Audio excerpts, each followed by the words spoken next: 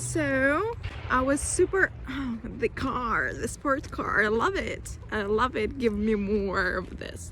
Give me 16 of these. So what I was saying, it was a quite nerve-wracking morning.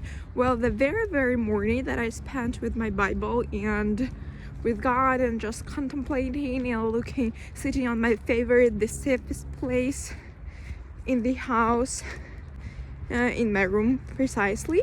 For the first 30 minutes were full of peace and gratitude, which of course we like. And then something nerve-wracking happened, so I started panicking. I started to pick up the speed, and of course it affected my well-being in a way. So it kind of shattered my peace a little bit. Not shattered, but it definitely played a role. And then I decided, oh my gosh, it's very muddy here. And then I had to go somewhere where I'm actually heading to, and nervous about. But now I'm discovering a forest, and an empty forest. Actually, there is nobody, because I know that not far from me I had already discovered another, I wouldn't say it was a forest, but like more like a park, which obviously I liked, but it was kind of crowded, so it was not a hidden gem. It was more like out in the space kind of gem. And here now, thank you God so much. So I decided to go to this place where I was so hesitant about going or not going, and I ventured. And here you go, the discovery. Oh my God, this is full of it's full of trees. There are birds, which also are very important, and I love it. And it's empty. Yeah, it might be scary a little bit, but when there is sun, when there is this peace, amazing. Thank you God. I'm going to listen to the birds. Have a blessed day. Кто не увидит то, кто не узнает то, то ее тайна.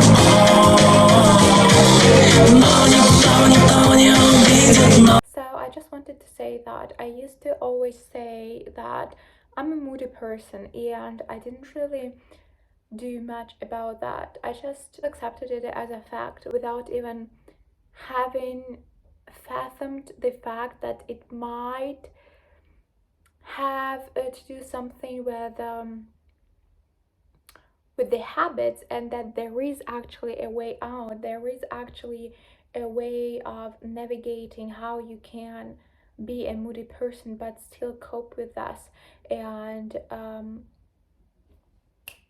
just like that, you can step out of the bad mood and move onto a better mood without these harsh spikes of joy and distress, something like that.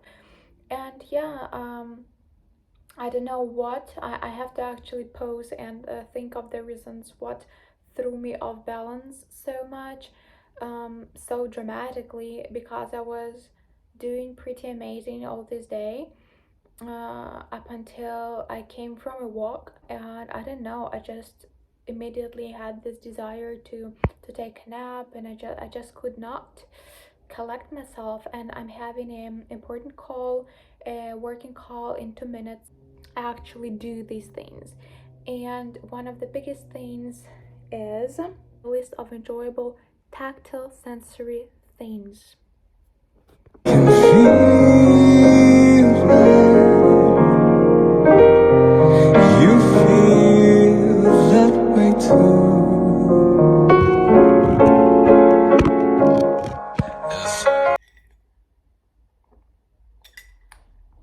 Yep.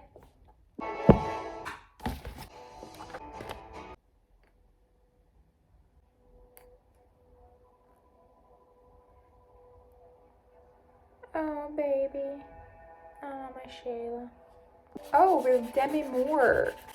Margin call.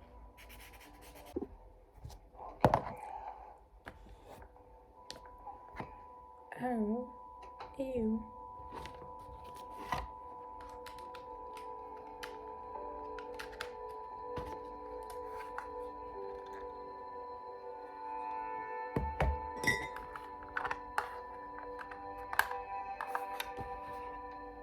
While we appreciate your concern with you.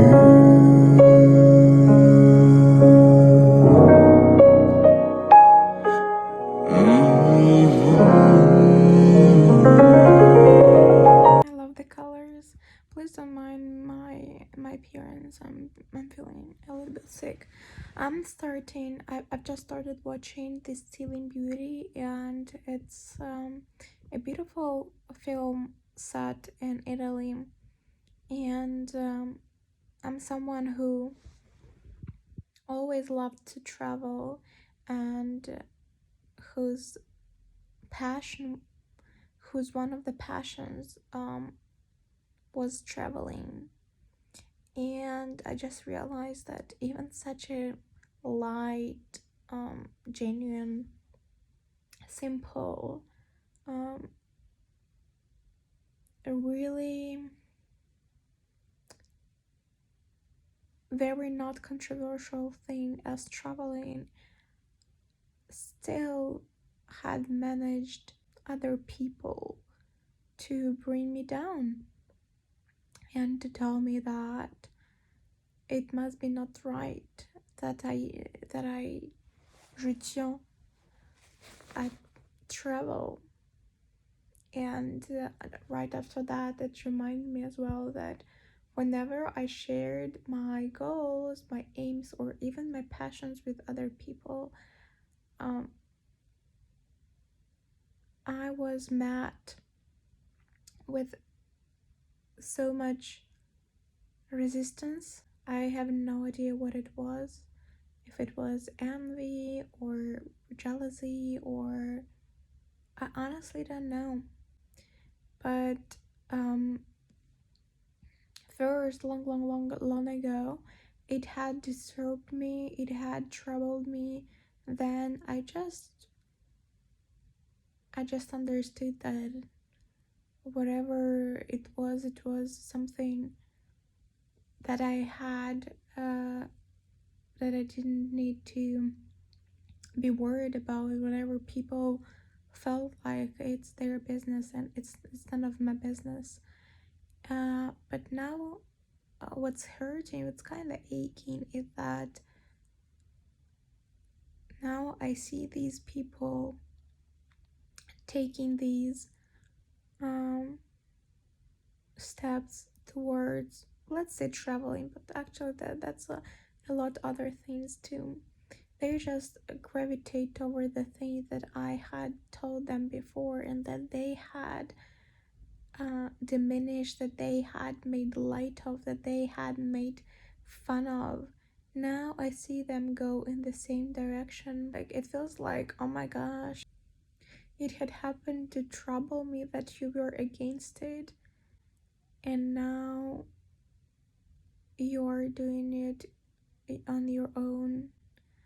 Can you see what I mean? So it's not that they are copying me, it's that I had spent some time to cope with the negative thoughts from them, to cope with the criticism. I'm sure that at some point, at some extent, it had modified, it had shifted, it have changed my directions. Like, I really don't care that they now turned to it. I'm not jealous about that.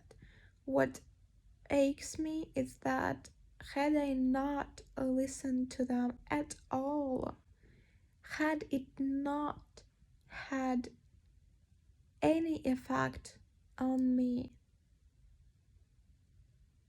I would have done more of that. Even though I want to think that their opinion had not shifted my vision, and I always had chosen the direction that I wanted to, despite the opinions around me, somehow I do think it had its impact. It had affected my, I don't know, my joy, my confidence. Yeah, my confidence. So yeah, I wish them well, of course, but yeah, it's just, I'm going to take it just as a reminder that do not listen to those people. Do not size yourself or your life just because there are other opinions. Do not size your life, size your desires as you want them to be sized.